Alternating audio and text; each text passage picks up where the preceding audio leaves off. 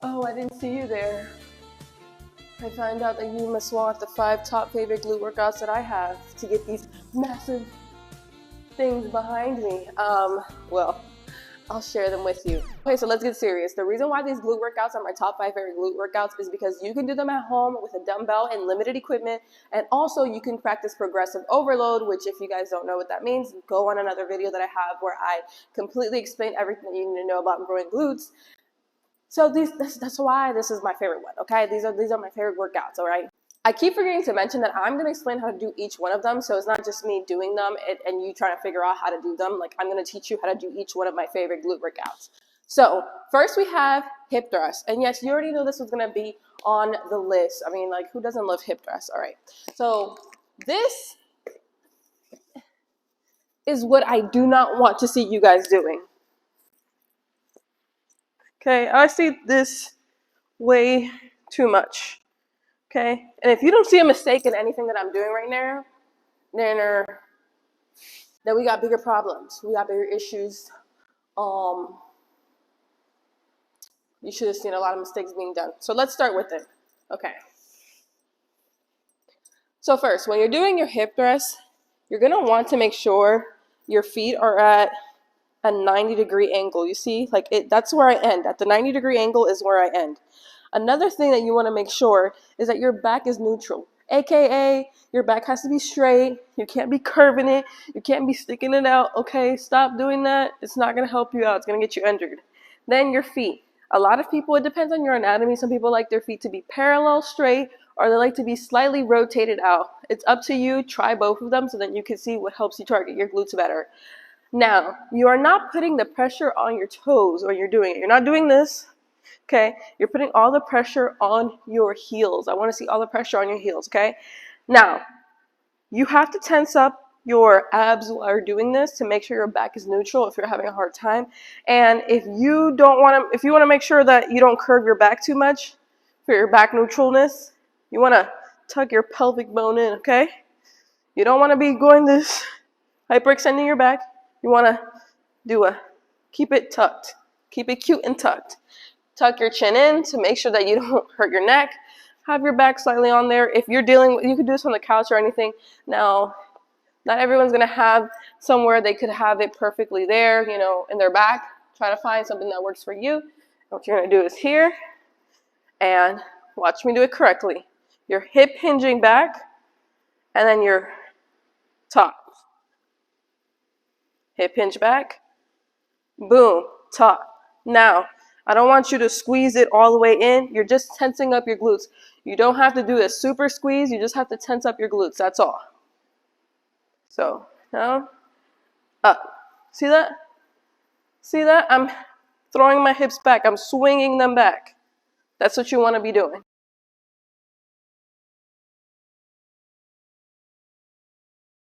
Number 2, RDLs.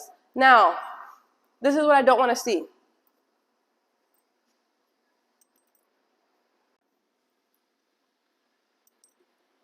Or this. Wrong. And if you don't see nothing wrong with it again, you cannot not be seeing anything wrong with that. Okay. Listen, when you're doing your RDLs, okay, I want you to imagine like if you're about to sit down, okay? That is kind of like how the movement is. When you're about to sit down, you hinge your hips back. You see, you're not going like this. Well, actually, I don't know what you do, but if you're doing that, stop it, okay? So it's like you have to make sure your back is neutral. Your abs have to be tensed up. You don't want to do too much movement on this top area. Now, when you're going down, you're hinging your hips and you're slightly bending your knees. I want to say this, you're not bending your knees on purpose. You're bending your knees at a natural way, like if you were about to sit down. You see, I would see if you're bending your knees on purpose during RDL, you're going to be doing this. And that's what I don't want you to do because it's not going to target your glutes the way you think it might. So it's going to be a natural bend, okay? Now, you're pushing against the floor. A lot of people always try to use their back while they're doing the RDLs, and they're like, I feel it all in my back. That's because you're using your back, okay? So I want you to push push against the floor, okay? Push against the ground. Now, let's say you're doing this, you have your dumbbells in your hands, you want to get it as close as possible to you, and then boom. You're starting the movement at the top. Now I'm going to grab the dumbbells and I'm going to show you guys how it's supposed to look. Look how neutral my back is. Okay, so let's do the RDL with the dumbbells. You want to be looking down. Keep that back neutral. Tighten up that core. Slowly. Pick it up.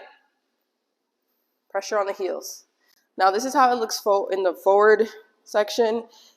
Forward. This is how it looks in the front. Okay. Now your shoulder width apart. You could be slightly rotated your feet out if that's what you like. That's your anatomy. I like it slightly rotated out. That's just me. That's my anatomy. Okay. You're looking down. Whew. Me showing all these examples is literally going to be a whole workout.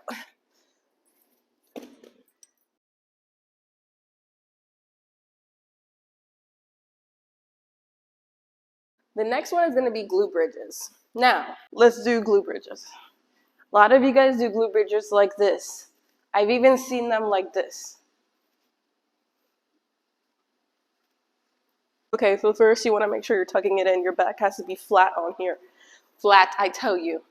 Your legs are a little bit more than shoulder width apart. Your feet positioning, you're putting all the pressure on your heels. You are tensing up your glutes. And yeah, you could do a pause on top if you want it to be more effective. I like to do a pause on the top. You can put your dumbbell or your weight or your barbell, whatever, here. And if you want to practice, go like this. And all the pressure is on your heels. All the pressure is on your heels. See that? This is a shortened position workout. So yes, it's not going to feel as much as like when you're doing a RDL or something like that, but it is effective because it's for your upper glute area.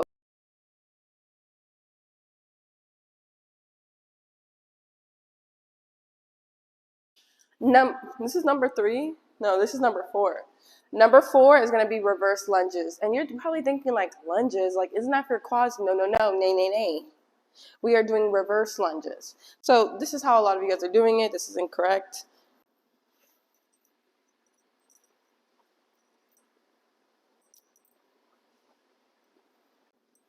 You don't see anything wrong with that. Anyways, so for reverse lunges, what you want to do is, first of all, that leg that's going back, it's not doing any of the work. You're not using the toe to push your other thing up. This is just like a kickstand. Think about this like a kickstand. Now, you want to make sure your core is tight, your back is neutral, straight, aka straight. And you just want to make sure that you are putting all the pressure on your heel when you're going back. What you're doing is essentially leaning all that pressure onto that area, using this other leg ever so slightly. If you don't know if you're using your glute as much, what I want you to do is touch it. That's going to really help you make sure that you're using it. It's going to really tighten up when you're going up. That's when you're using it the most compared to when you're going down. Like I said, don't use this one so much.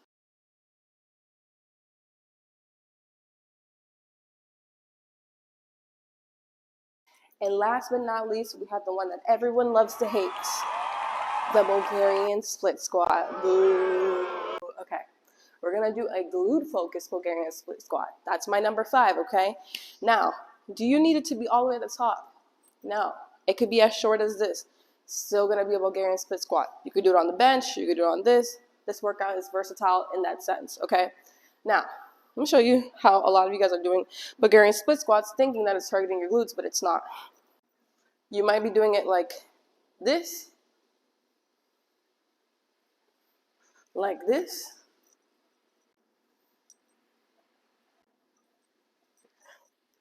and those target your quads, okay? That's not the Bulgarian split squat that everyone's talking about that grows your glutes, okay? That is not the one, okay? So I'm gonna show you the one that everyone's talking about. Okay, so first, this leg, Make sure that this is like a kickstand also. You are not putting a bunch of pressure on this leg when you're going down and up. If you feel your quads are burning way too much while you're doing the Bulgarian split squat on the leg that's supposed to be on the bench or on whatever platform, that means that you're doing it wrong, okay? So, your back, this time your back is going to be leaned forward, okay? Escalators, escalators, escalators. Yo. Escalators, escalators, escalators! Ha! Escalators! Eels. That's how I remember it, okay? Escalators. So you're like leaning forward, okay? Then when you're going down, you're kind of like, it's kind of like if you're sitting, right? Like if you're about to go sit down, you're hinging your hips a little back, thawing a little back, okay?